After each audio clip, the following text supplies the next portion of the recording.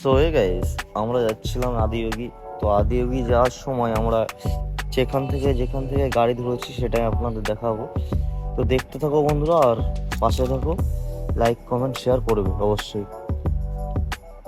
So তার মধ্যে আমরা একটু পোস্ট নিচ্ছিলাম, আর আমার ক্যামেরাম্যান পিছনে ছিল। তো চলো একসঙ্গে চলে এসেছি ভেতরে।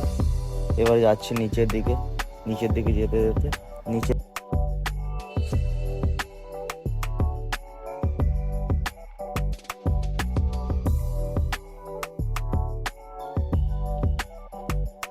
সো বাইরে বেরিয়ে আমরা অটো পেয়ে গেছিলাম, আর অটো ধরে আমরা যাচ্ছি একদম আদিয়োগী যে জায়গাটা, সেই জায়গাটাই আমাদের নিয়ে যাচ্ছে।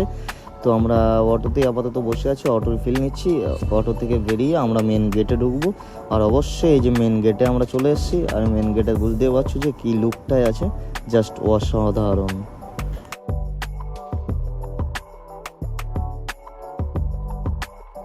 গেট থেকে বেরিয়ে দেখলাম ভোলেনাথকে, আর ভোলেনাথকে দেখে আমি একটু নমস্কার করে নিলাম। সত্যিই খুব ভালো লাগছিল যে এত সুন্দর লাগছে, ধারণার বাইরে। ওই জন্যে দেখতে থাকো ভিডিওটা লাস্ট পর্যন্ত। আস্তে আস্তে ভিডিওর কাছে যাবো। আর এখানে প্রচুর প্রচুর প্রচুর পরিমাণের লোক। আর বিশেষ করে বন্ধুরা একটা কথা বলবো, ভাই এখানে শিবের থেকে পার্বতী বেশি, এটা বাস্তব বলছি। তুমি ভিডিওতে দেখলেই বুঝতে পারবে যে এটা অরিজিনাল না ডুপ্লিকেট কথা বলছে।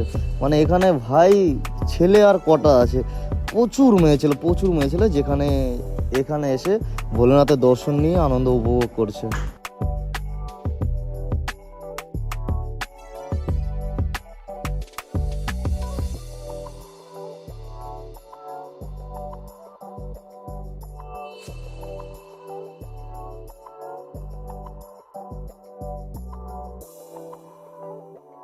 সো ফাইনালি বাবার মন্দিরে পৌঁছে গেছি, আর দেখতেই পাচ্ছ আমি তো খুব এক্সাইটেড। মানে এত সুন্দর লাগছে ধারণার বাইরে।